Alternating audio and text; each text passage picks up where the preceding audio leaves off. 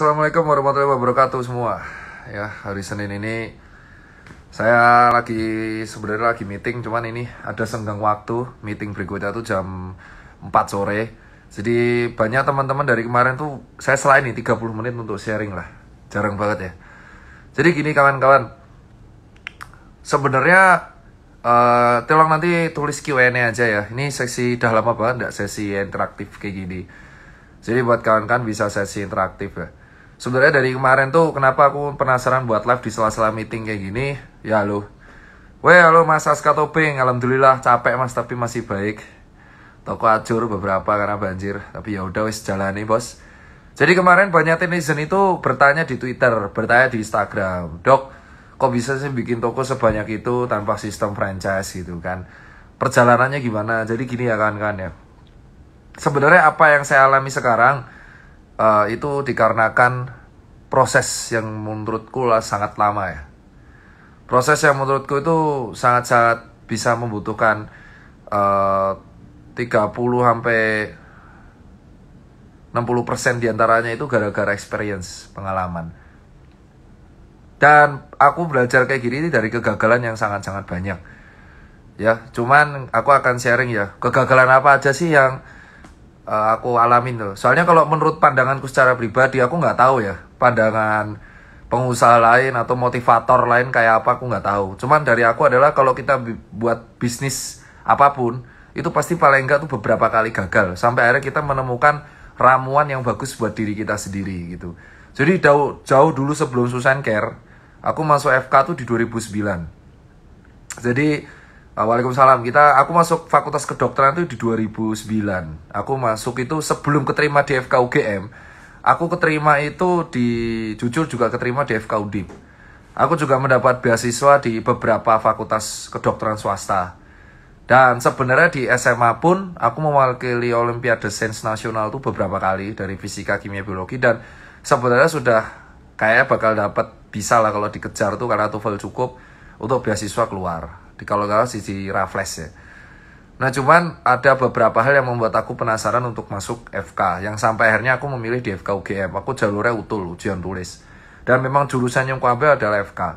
Pada waktu itu target utama aku adalah saat 2009, pada waktu aku berusia masih 18 tahun, aku hanya berpikir gimana caranya untuk menjadi seorang orang yang berguna aja. Karena secara umum aku adalah anak tunggal yang emang gimana ya, yang lahir dari orang tua yang beda ras dan beda agama. Itu udah singkat lah, jauh banget. Nah dari semester 1 itu kan aku dikasih uang saku ya. Pada waktu itu aku ke kampus memakai Supra X, masih itu Supra X, dan dari situ aku kepikiran untuk berbisnis. Karena pada waktu itu aku mikir harga buku dokter tuh mahal, kayak Cat Elmore, Sobota tuh mahal. Dan pada waktu itu aku harus membeli buku tuh offline. Jadi bukunya cetak lah, hard copy. Gak bisa kalau kita beli ngopi itu kan membajak. Jadi dari situ aku mulai berdagang untuk yang namanya beli buku sama beli sepatu. Jadi saat itu aku jualan jujur gorengan. Mungkin ini adalah bisnis pertamaku, gimana caranya kita bisa memutar uang dalam, sebenarnya uangnya dikit ya, receh, tapi labanya tipis-tipis, tapi repetisinya kuat dan kita main quantity kalau gorengan itu. Jadi aku membeli gorengan itu bukan aku yang goreng, tapi aku kulak dari Jalan Magelang, dekat pasar Jalan Magelang yang di atas jam 4 pagi ya. Jalan Magelang tuh mas hitungannya di Jogja ya, Jalan Magelang di daerah Sleman ya. Dulu di deket TVRI itu kan kita biasanya ada pasar-pasar kaget dari jam 4 pagi yang jual gorengan. Jadi aku tiap pagi itu selalu jam 4 pagi aku kulak gorengan dan menjual di kampus. Kenapa sih? Karena waktu itu demand-nya adalah banyak orang tuh kuliah tapi kelaparan di gedung Radio Putro. Di gedung kuliah dan gedung Radio Putro tuh rata-rata kita kelaparan di antara jam 10 pagi, jam 3, dan kantinnya tuh jauh. Jadi di situ celahku untuk menjual gorengan. Ternyata dari jual gorengan aku bisa menabung lumayan gitu kan. Omsetnya ya sebulan tuh 5-6 juta lah. Jadi nggak banyak-banyak banget, cuman dari situ aku belajar mengenai pencatatan keuangan dan kawan-kawan. Dan alhamdulillah di semester 1 IP ku masih bulat 4 ya. Jadi bulat 4 banget pada waktu itu. Nah, di semester kedua itu aku lanjut untuk menjualkan hal sesuatu yang lebih ekstrim, gadget. Jadi dari situ aku ketemu kawan namanya Yakobus Alvin. Sekarang Yakobus Alvin dokter umum di Pekalongan, kayaknya dia bakal spesialis dan dia sekarang lagi bermain, suka banget investment trading. Dari situ aku ketemu yang namanya Kaskus. Masih di 2009 akhir tuh, pertengahan 2010, aku ketemu yang namanya Kaskus dan aku ngejar forum, suka banget baca tweet-tweet di Kaskus sampai aku mendapatkan cendol. Jadi kalau udah 2000 pos kita bisa ngasih cendol dan ngasih bata. Nah, pada waktu itu aku menemukan sebuah forum asik namanya forum jual beli. Selain aku main di horror, disturbing picture udah nggak ada. Kalau nggak H2H itu kan, atau ya kayak hot treat lah, HT lah. Jadi HT itu kayak terbaik banget lah kalau di Kaskus. Nah, di Kaskus akhirnya aku menjualkan gadget yang pada waktu itu adalah BlackBerry. Nah, pada waktu itu aku ketemu ya ada Yakobus Alvin, ada Renan Store, ada PS Store masih awal-awal banget, dan ada Untung Store juga masih awal-awal banget. Untung Store itu main Kaskus dari 2009, dia berbisnis 2008. Nah, pada waktu aku jualan BlackBerry ini, aku ngerti namanya perjuangan, kayak kita beli BlackBerry sendiri, packaging sendiri. Dan pada waktu aku masih ingat BlackBerry yang aku jual tuh BlackBerry Bold 9000, Gemini, sama Storm. Dari situ laba aku lumayan banyak, tapi aku tidak menemukan keasikan aku jual gadget. Laba terus. Karena aku sukanya sepatu. Jadi 2009 pada waktu semester 1 itu aku jual gorengan, aku udah tergabung dalam sebuah komunitas Griffon Army, yaitu pecinta Macbeth yang merupakan sepatu ciptanya Tom Dillon. Tom Dillon di sini kan dia pada waktu itu adalah gitaris vokalisnya Blink-182 itu, dan aku ngefans banget sama mereka gitu. Jadi aku menghabiskan uangku kalau nggak buat beli buku yang membeli sepatu Macbeth. Nah, sampai yang aku jual gadget ini, itu temanku si Yakobus Alvin memutuskan melanjutkan jualan gadgetnya, dan aku memutuskan menarik labaku untuk aku kulak sepatu. Nah, titik kegagalanku paling hancur tuh pas jual sepatu. Jadi kalau ada yang bilang, motivator bilang bahwa bisnis sesuai passion nih, bagi saya nggak sepenuhnya benar. Karena saya pada waktu itu passionnya jual sepatu, mas. Saya tuh suka banget sepatu, saya suka banget koleksi sepatu, saya suka banget musik popang, saya suka banget koleksi musiknya Blink dari zaman kaset, Linkin Park juga zaman kaset, sampai akhirnya CD semua saya beli. Ya, yang membuat saya hancur itu malah ketika saya menjual sesuatu yang saya suka. Sepatu, bos. Saya juga nggak tahu kenapa, tapi nanti ada part 2-nya nanti. Ini part 1 dulu, kita jelaskan di story berdasarkan experience. Karena ini kan perspektif saya, maka saya heran kalau ada orang bilang bisnis sesuai passion. Masalahnya, saya sukses tuh di bukannya passion saya. Kayak gorengan. Saya bukan orang hobi makan gorengan. Saya cuma melihat peluang, chance, ada opportunity bahwa kalau ada orang ngampus itu kelaparan, saya jual, sukses. Lalu saya jual gadget karena pada waktu itu BlackBerry belum ada importer resminya, ya kan? Dan orang tuh demand-nya gede banget, dan saya jual, sukses, laba tuh. Saya bisa, nah pada waktu saya gagal pertama kali itu adalah ketika saya jual sepatu. Jadi saya tuh pengen banget jual sepatu karena saya tuh koleksi sepatu. Jadi saya pengen, jadi adalah saya seorang customer yang ubah habit menjadi seorang distributor. Jadi saya menjual sepatu gitu. Dan saya kulak pada waktu itu. Saya jual sepatu baru Macbeth. Saya kulak dari teman-teman. Ya teman-teman lah adalah. Pokoknya kulak dari Kaskus. Yang terjadi adalah saya nggak bisa mengatur uang untuk aset barang, uang untuk R&D, dan uang operasional. Bangkrut, pak. Hancur saya. Sepatu gak laku. Sementara duit tersisa cuma 700.000. Dan saya malu banget minta uang saku ke bapak.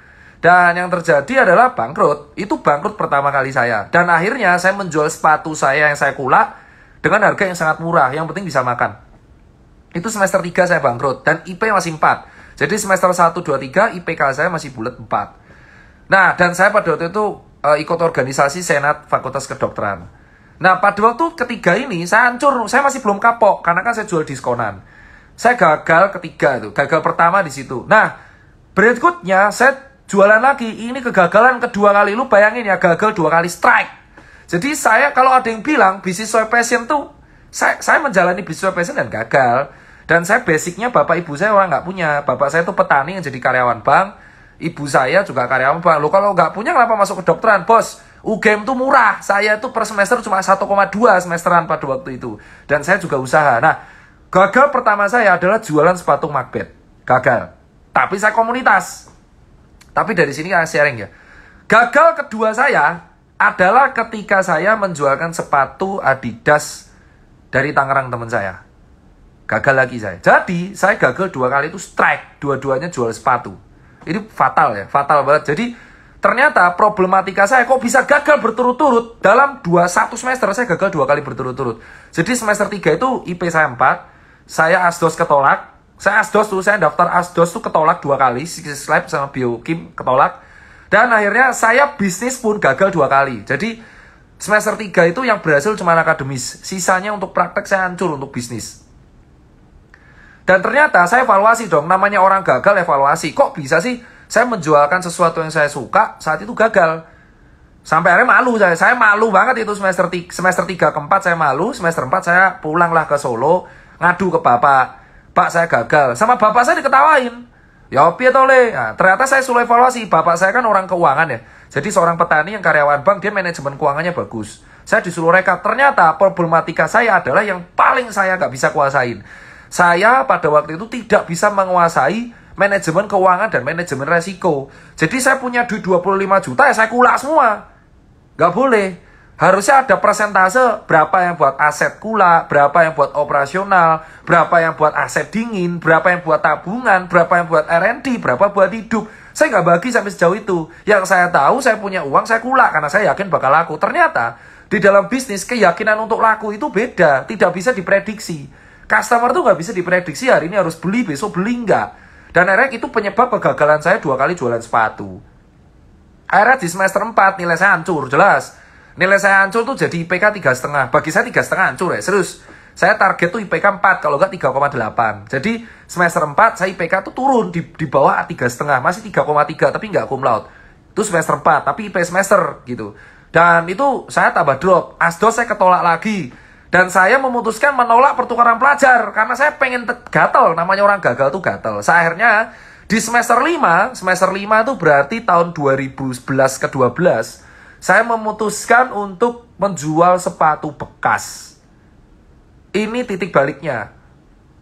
Jadi saya 2 kali berhasil gorengan dan gadget, 2 kali gagal. Jual sepatu semua baru. Saya di semester kelima memutuskan menjual sepatu bekas. Sepatu bekas yang saya jual itu adalah teman-teman dari komunitas Griffon Army. Saya kulak dari Griffon Army, saya jual lagi di Kaskus. Jadi tanpa Kaskus saya nggak bisa, tapi dengan manajemen keuangan yang bagus. Nah, dari situlah saya baru ngerti. Ternyata kalau orang mau mau beli sepatu bekas, ada customer experience yang namanya sepatunya harus bersih. Dari situ akhirnya saya mencoba mencuci sepatu, tapi pada waktu itu nggak kepilih Susan Care. Saya cuma buka jasa cuci sepatu untuk orang yang menjual sepatu bekas. Saat itu hanya terbatas di lingkup Macbeth, kalau nggak di lingkup pada waktu itu Jogja Sneakerhead atau Forum Kaskus Sneakerhead. Saat itu saya kenal namanya Rizky Fauzi. Jadi pertama saya diajarin, privilege saya pertama adalah bapak saya memberikan ilmu manajemen keuangan. Kedua, saya belajar dari komunitas. Ya, saya belajar dari komunitas persepatuan. Nah, gitu. Nah, yang ketiga dari 2 ini saya tahu manajemen keuangan, saya belajar komunitas. Di 2011-12 saya fokus sudah untuk ke nilai. Jadi saya prioritasnya masih kuliah karena saya pengen ngejar IPK 3,8. Jadi saya mati-matian kuliah saat itu. Tapi di satu sisi saya juga aktif di organisasi. Saya juga aktif di organisasi ya. Dan saya juga aktif di dunia dagang. Sepatu bekas, ya cuci sepatu. Udah. Di semester 6 titik balik. Semester 6 karena nilai saya stabil. Nilai saya naik lagi jadi 3,7 IPK. Saya memutuskan mengajukan skripsi. Gila, semester 6 ngajuin skripsi. Nah, pada waktu semester 6 skripsi saya di ACC. Ya, gitu. Belum, pada waktu itu saya masih dokter ya, masih FK itu.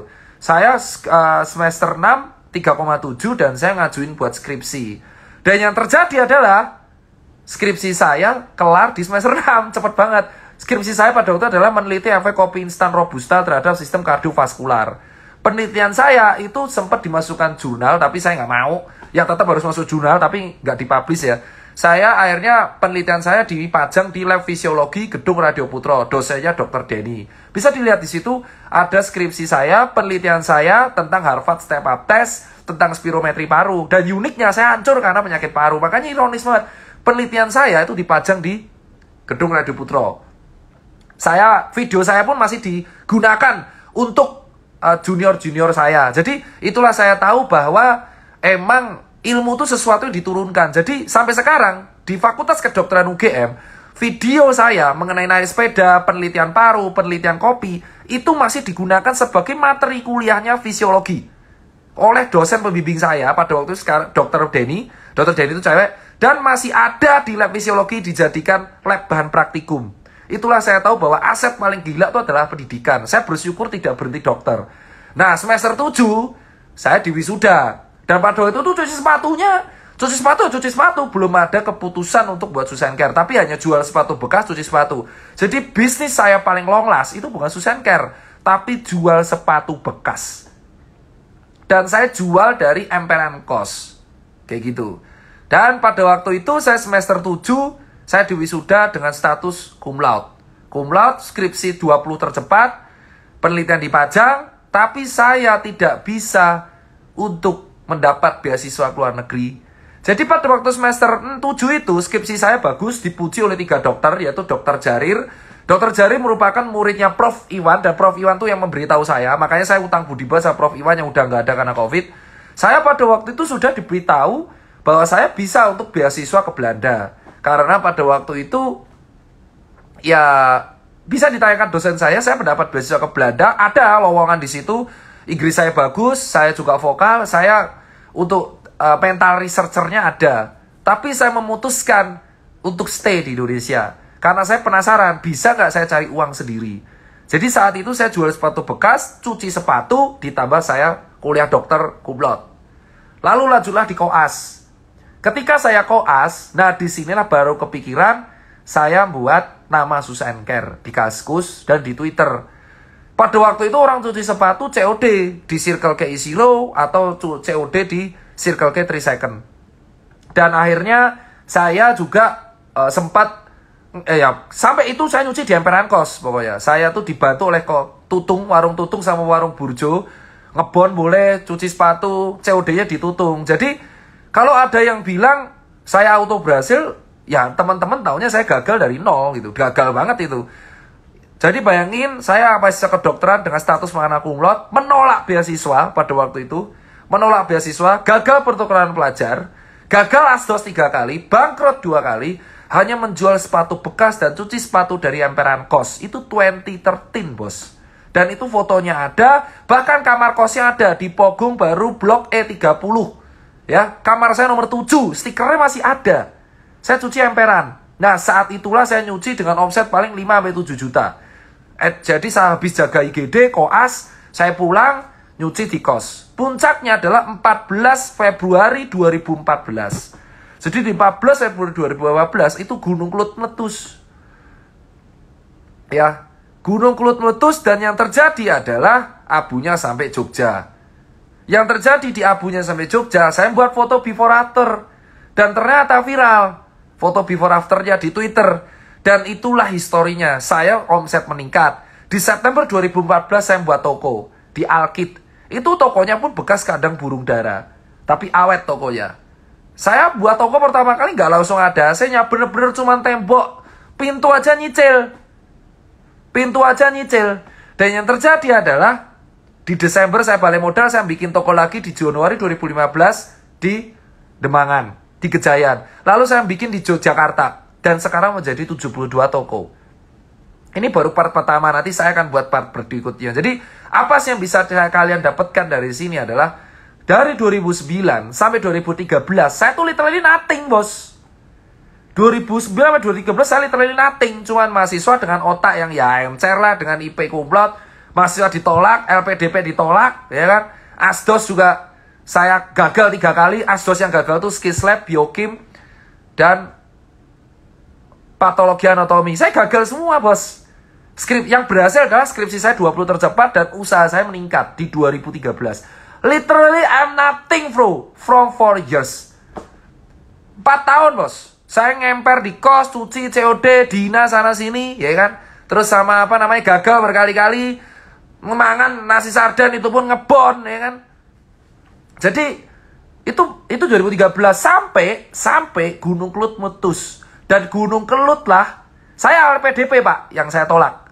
Jadi saya ditawari sama dosen itu Pak Jarir dan Dr. Denny itu menawari saya ada slot beasiswa ke Belanda. Saya nggak mau pak. Saya nggak mau. Kenapa saya nggak mau? Karena saya, jujur orang tua saya anak tunggal. Jadi saya nggak mungkin ninggalin orang tua saya. Itu faktor pertama. Kedua, saya masih gatel, Pak. Saya masih gatel untuk, kok nggak bisa sih saya berhasil gitu. Saya pengen berhasil, gatel. Gini Pak, kok nolak beasiswa? Gini. Orang tua saya itu membesarkan saya dari petani, karyawan bank, mati-matian sampai saya dokter. Ketika saya ngampus di luar, orang tua saya itu gak akan ada temen. Saya anak tunggal. Saya anak tunggal, bos. It means kalau saya anak tunggal, saya beasiswa, orang tua saya gak ada yang nemenin, bos. Dari sini kita paham, kenapa saya mati-matian di corona, di edukasi pandemi. Karena salah satu guru yang menawarkan saya beasiswa, itu wafat karena COVID. Itu adalah almarhum Prof. Iwan. Ini ada kaitannya semua, bos. Nah, dari 2009-2013, saya cuma percaya ketika saya jual sepatu bekas dan cuci sepatu, suatu saat akan boom. Dan kalian lihat di 2021, toko saya 72 Susan Care. Saya punya toko cuci sepatu Susan Care 72 biji. Saya punya toko sepatu Communion Management 8 biji. Saya punya event sepatu Soul Vacation. Saya juga punya industri invest di beberapa pabrik sepatu. Dan saya juga punya jasa jual beli sepatu online. Dan saya baru menggapai itu semua setelah gagal 2 kali, ketolak asdos 3 kali, menolak beasiswa 2 kali, hancur-hancuran hampir 6 tahun.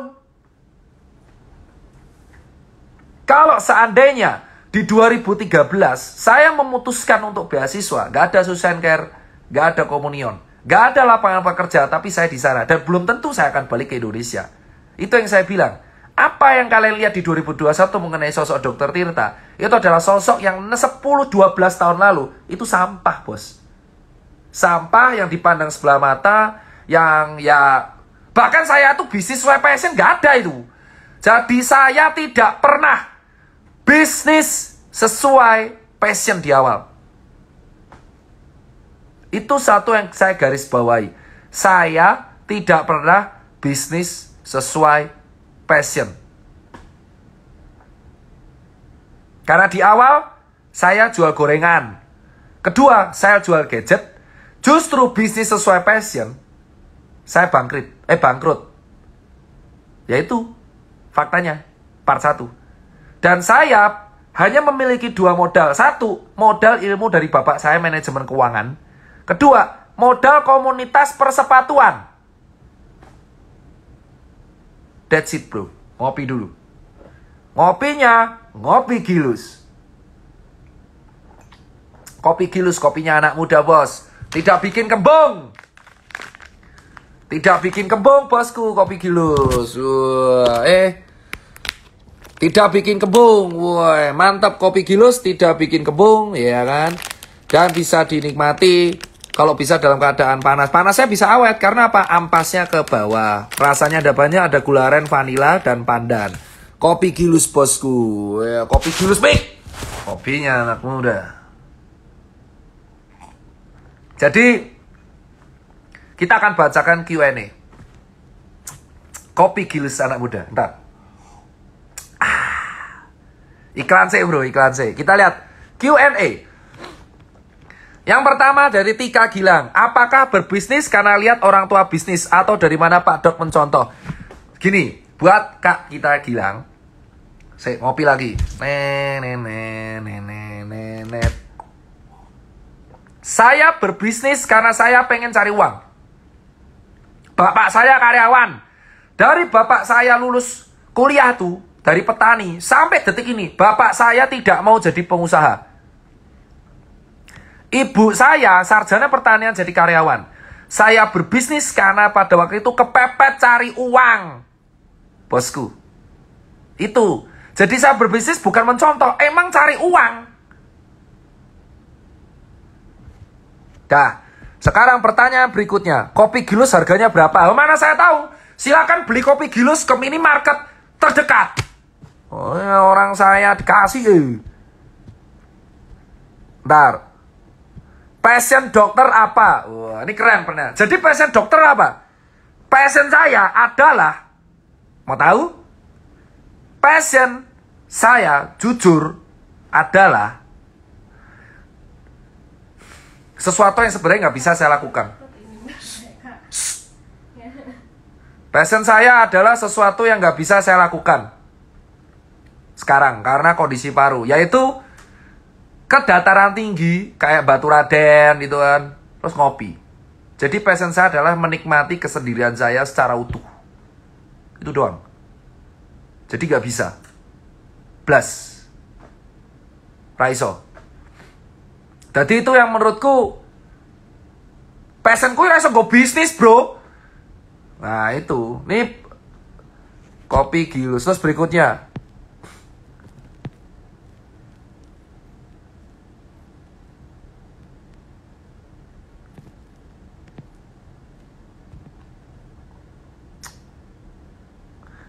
Dok Dade Kusuma, bagaimana agar cara brand atau clothing kita di-share dan di-post oleh akun info clothingan?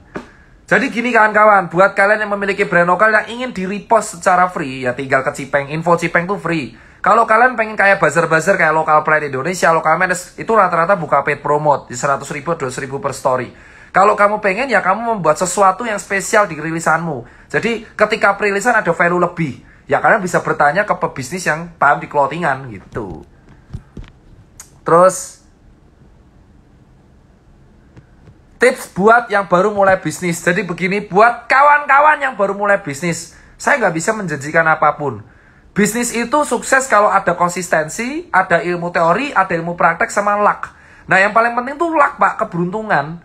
Gimana cara kalian meraih keberuntungan? Ya kalian harus konsisten. Dan kalau kalian mau bisnis awal, pertama kayak gini, Dok modal dari mana? Kalau orang tua tidak bisa ngasih modal, ya kalian harus kerja dulu, Pak. Sesimpel itu. Kalau kalian tidak punya uang untuk menjadikan modal bisnis, kayak kalian nggak punya, orang tua kalian nggak mau ngasih pinjaman, dan kalian susah cari partner, ya kerja dulu. Makanya saya bilang, saya punya kelebihan di privilege orang tua saya ngasih ilmu manajemen keuangan. Dan saya kebetulan beruntung di awal tuh jual gorengan langsung laku, jual gadget laku. Jadi kebangkrutan 2 ini saya masih bisa bangkit karena 2 dulu bisa laba. Nah jadi kalau kalian bilang cara bisnis pertama adalah perhatikan modal. Kalau kalian nggak punya cara kalian modal adalah, semua orang-orang kaya yang ada di Indonesia rata-rata bisnis itu pasti kalau nggak dari orang tuanya dari mana lagi. Tapi mereka seakan-akan bercerita dari nol tuh nggak ada. Kalau kalian mau bisnis dari nol, nggak ada modal dari orang tua, ya kerja. Jadi harus kerja dulu, bro.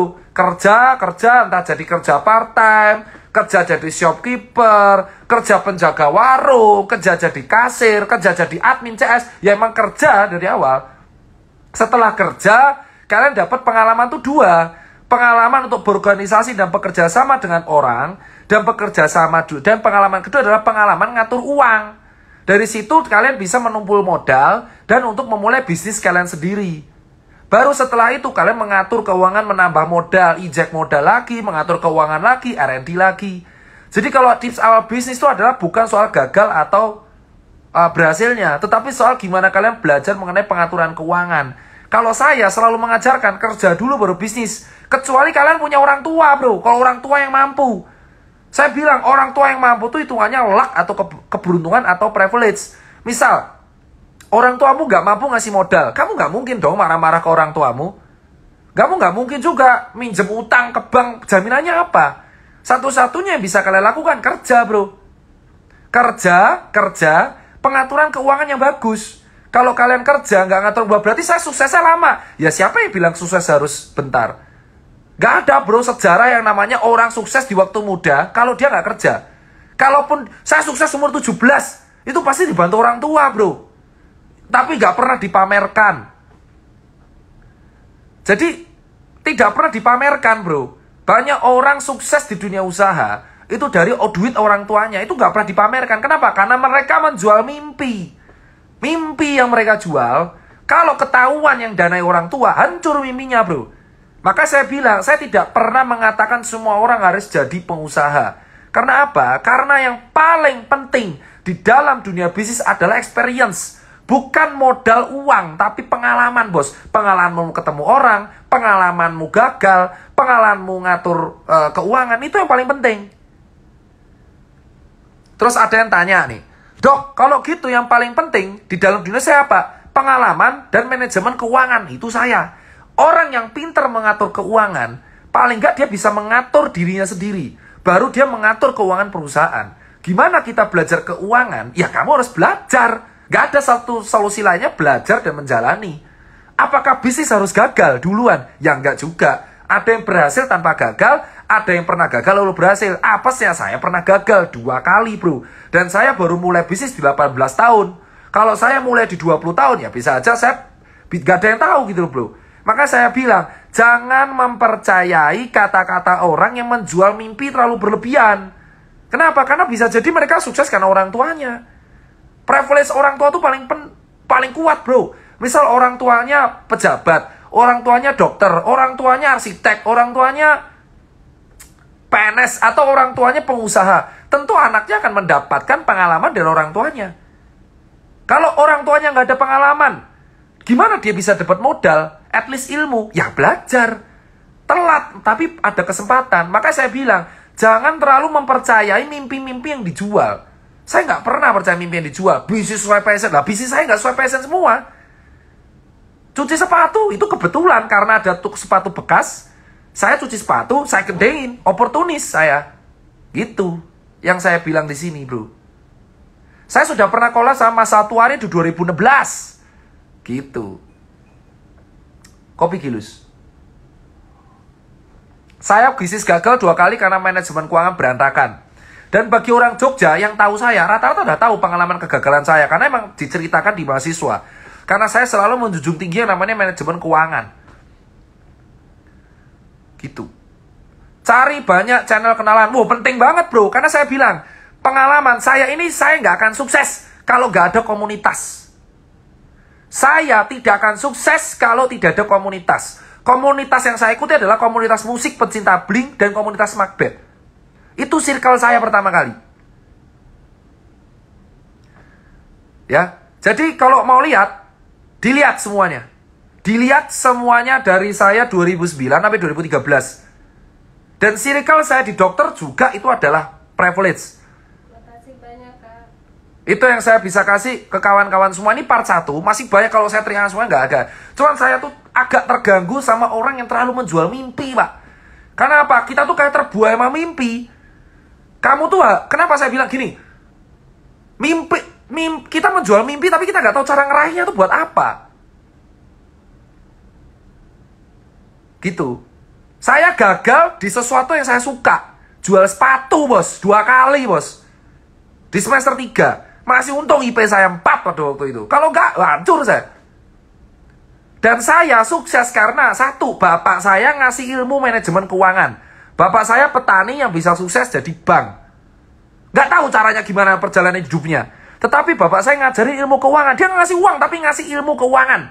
Sesuatu yang nggak dikasih sama orang lain. Dari mana seorang dokter belajar dari keuangan? Ya dari bapak saya sendiri. Itu privilege saya pertama. Kedua, komunitas. Kalau saya nggak ada komunitas persepatuan, komunitas musik, saya nggak akan bisa segede ini. Maka saya banyak nongkrong sama orang kedokteran. Karena semakin banyak kita bergaul, semakin banyak kita mengenal orang lain. Jadi 2 hal ini yang membuat saya tuh sustain dan ngerti. Gitu, bos. Dan ketiga, yang paling terpenting bukan usaha tuh bukan modal uang. Nyali, bos. Nyali, bos. Nyali. Nyalimu untuk mulai kerja ketika kuliah. Siapa yang berani kerja ketika semester 4? Saya, bro. Bayangin, sudah kuliah kedokteran, tugasnya banyak, masih kerja, gagal lagi. Nyali orang mau kerja. Kenapa? Kalau orang tuanya kaya, enak, bro. Dia tinggal minta sama orang tuanya bikin cafe coffee shop, ya kan? Bikin bar, bikin clothing. Tinggal pinjam orang tuanya. Lah saya masa pinjam orang tua? Gak mungkin, kan? Itu yang saya bilang. Kalau gak ada duit, kerja. Gak ada yang salah kerja. Saya lebih seneng kalau kalian lulus kuliah lama, tapi kalian menggunakan kelamaan kuliah itu untuk kerja. Tidak ada yang memaksa kalian untuk lulus tercepat. Gak ada, bos. Saya ini lulus tercepat 20 orang, bro. 3 tahun 4 bulan saya lulus tuh. S1 saya 3 tahun 4 bulan. Apa endingnya? Ya sama aja, gak ada yang beda. Ketika kerja gak ditanyai, Tirta dari FKUGM lulus berapa bulan? Gak ada. Gak ada yang menanyakan kita IP berapa ketika kita lulus. Tidak ada yang menanyakan kita lulus berapa tercepat. IP ditanya sama HRD. Itu pun sebagai formalitas. Jadi kalau kalian lulus kuliah lama, 10 semester, 12 semester, tapi lulusnya lama itu karena buat kerja, itu nggak apa-apa bagi saya. Nggak apa-apa. Karena tidak ada yang memaksakan lulus cepat. Nah itu yang salah kaprah di dunia kita apa? Kita itu selalu harus jadi intelek. Harus lulus cepat, harus ini, harus itu. Nah, siapa tahu dia nggak ada uang, dia harus kerja selama kuliah. Dia harus part-time, karena part-time kecapean, makanya lulusnya lama. Tapi dia punya pengalaman kerja. Pengalaman ketika kerja itu lebih penting bro, daripada kita pengalaman di intelek itu enggak. Ya sama, harus melengkapi. Nah gitu bro. Nah circle-nya dari mana? Komunitas bro. Komunitas. Saya komunitas. Gitu bos. Dan saya tidak pernah percaya sama mimpi yang dijual bos. Itu kalau buat kawan-kawan semua. Jadi buat kawan-kawan semua, misal kalian tinggal di pelosok, boleh bersut, boleh. Gak ada yang salah dengan kerja ketika kuliah. Karena saya sama kayak kalian. Yang membuat saya berubah adalah nasib. Karena ada abu Gunung Kelut. Tanpa abu Gunung Kelut, saya gak viral bro. Sumpah. Itu yang saya selalu katakan. Mimpi yang dijual, kayak contoh kayak gini. Semua orang harus jadi pengusaha. Itu mimpi bro. Mimpi yang dijual. Ayo, ikutlah seminar saya. Dengan begitu, Anda bisa menjadi pengusaha top. Ya gak salah. Cuma saya gak kayak gitu. Bisnis sesuai passion, itu terbaik. Gak semua orang bisnis sesuai passion. Kalau bisnis sesuai passion terbaik, saya bangkrut ya bro ketika saya bisnis sesuai passion.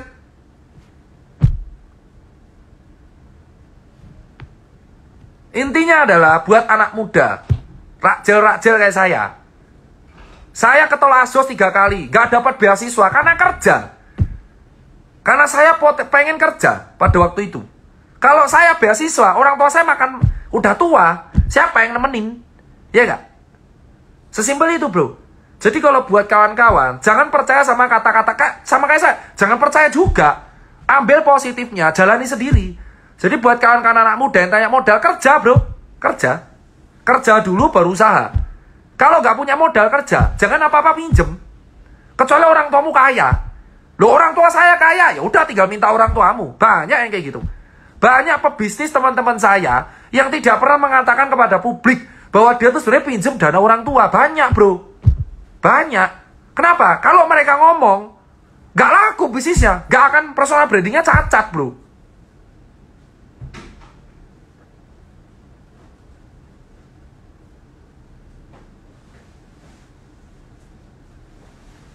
Jadi kalau ada orang kuliah, nyambi dagang kopi, nyambi kuli, nyambi tukang parkir, nyambi ojek online, nyambi cateringan, gak masalah bro, aku dodol gorengan pas kuliah.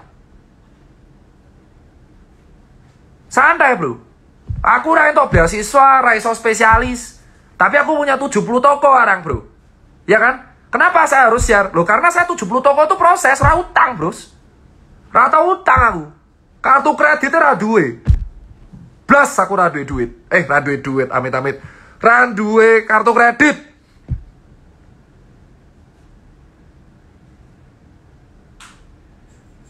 Itu yang perlu. Yo, ngopi dulu ngopi. Kopi gilus, kopi gilus. Pernah patungan? Saya berbisnis tidak pernah patungan. Yo, itu part 1 bos. Jadi buat kawan-kawan semua yang udah follow, saya ini, yang kalian lihat sekarang ini, Tirta yang kalian lihat sekarang ini, 12 tahun lalu ya sampah bos. 12 tahun lalu, saya sampah bos. Sampai sekarang pun saya masih sampah, tapi lebih better. Bisa daur ulang. Paham? 12 tahun lalu tuh saya sampah bos. Gak ada yang mandang. Nolak beasiswa dianggap arogan. Ngemper, gagal 2 kali. Tumpahane Supra, bekas. Mangan sarden, karo segodok. Itu cuma 2 kali sehari. Lengudut ketengan. Nuku Starbucks ra iso. Wah, sampah bos, gembel lah beneran. Ya tak? Yang bisa tak unggulkan saya itu gor utak. Mending IP ku 4. Untung IP ku 4. Saya sampah bos. Saya sadari, saya sampah dan saya bangga. Kalau saya pada waktu itu tidak merasa diri saya sampah, saya tidak akan belajar bangkit. Jadi saya sadar, saya bangga, saya sampah. Gitu. Jadi harusnya orang yang merasa dirinya sukses itu sejatinya belum sukses. Saya bilang, saya sampah dan saya bangga saya menjadi sampah. Kenapa? Karena dengan sekali gitu kita sadar kita tidak dipandang sama dunia. Tapi gimana caranya kita bisa bangkit dari kubangan sampah itu, bos? IPK penting. Loh, kalau IPK penting, saya nggak ditanya, bro, kemana-mana IPK berapa. Coba cek UGM, ada yang kepo IPK saya berapa? Itu, bro, dari saya. Part 1 selesai. Kita jumpa part 2 di lain hari. See you, bos. Thank you, Kopi Gilus. Dan ingat ya, saya sampah dan saya bangga.